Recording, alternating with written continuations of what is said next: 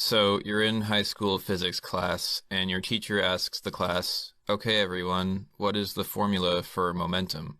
And you, being an eager young physics student, raise your hand and proudly tell your teacher that momentum equals mass times velocity. And your teacher says, "Great job, that is exactly right. Momentum equals mass times velocity." And the whole class claps and cheers for you because you got the answer right. And you go up to the front of the class, and your teacher gives you a gold star for being such a good physics student. And that night you go home, and your parents are there, and they say, "We heard you got an answer right in physics class today, and so we decided to celebrate your birthday 6 months early," and then they give you an Xbox. And so you stand proudly with your Xbox in one hand and a copy of A Brief History of Time by Stephen Hawking in the other, and you tell yourself that this is the best day of your life. So you graduate high school with amazing grades, and then the day finally comes when you go to university to study physics. And you're really excited because you are going to become a scientist. You show up to your mechanics class, and the professor asks, "What is the formula for momentum?" And you tell your professor, "Momentum equals mass times velocity."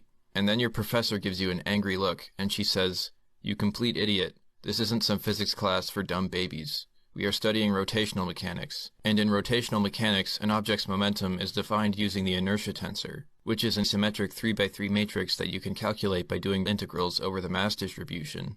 And the whole class of 300 people laugh at you for getting the answer wrong and for being a dumb idiot. And you ask yourself if you are really meant to be a physics student after all. Maybe you are too much of a dumb idiot to study physics. You go home that night and desperately search the internet to figure out what the inertia tensor is, but you just get lost in a maze of Wikipedia articles and feel more confused than when you started. You remember that day when your high school teacher told you that you were right for saying that momentum equals mass times velocity, and you wonder why your high school physics teacher lied to you and why they didn't tell you about the inertia tensor. The next day you show up at your relativity class, and your professor is Albert Einstein. And Einstein tells you that momentum is a four-dimensional vector that lives in four-dimensional spacetime. And you tell Einstein that you thought momentum was calculated with the 3x3 symmetric inertia tensor. And Einstein is like, "Well, technically, rotational angular momentum is a four-dimensional bivector, but that's outside the scope of this course." Later, you go to your advanced mechanics class, and your professor tells you that generalized momentum conjugate to position is defined as the partial derivative of the Lagrangian with respect to q dot. And in Hamiltonian mechanics, momentum is just a coordinate in the phase space on a symplectic manifold. And then you go to your quantum physics class, and the professor says that momentum measurements are always probabilistic, and the way to get the expected value of momentum is to operate on the wave function with the momentum operator, which has the square root of -1 in it for some reason, and then do an integral over all possible outcomes. And also the momentum wave function might be the Fourier transform of the position wave function, but he can't be sure since everything is just probabilities. At this point, you've completely given up trying to understand what momentum is. You've stopped going to classes, and you've stopped doing your homework because life is pointless and physics will never make sense no matter how hard you try. You remember back to the greatest day of your life when your high school physics teacher gave you a gold star, and you remember now that your teacher had this tired look in her eye, a quiet sadness that you couldn't explain, and that's when you realize she knew. She knew that momentum wasn't equal to mass times velocity, because she had gone to university to study physics just like you, and she lied to you to protect you from the truth, because she didn't want you to deal with the pain of never knowing what momentum is because it's too complicated.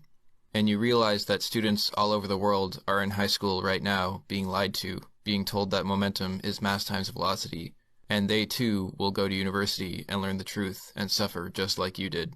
And you clench your fists in anger.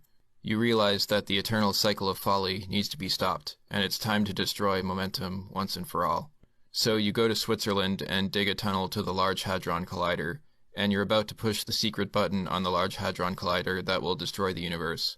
But then the Avengers show up to stop you, and Captain America tells you that he understands how you feel, and that we've all been there. We've all been confused in physics class and think that we're dumb. But the way to deal with pain isn't to destroy the universe. Instead, we should help others and use our life experience to make the world less painful for future generations. And Iron Man says he wants shawarma. Anyway, the Avengers beat you up, and the police arrest you, and when you're in court, the judge sentences you to life in prison for trying to destroy the universe, which is the worst possible crime. So you're sentenced to life in a frictionless vacuum, eternally bouncing off the walls of your cell in perfectly elastic collisions. and all you can think about is whether you should calculate your momentum with an inertia tensor or a Lagrangian or a wave function, and you will never know the answer.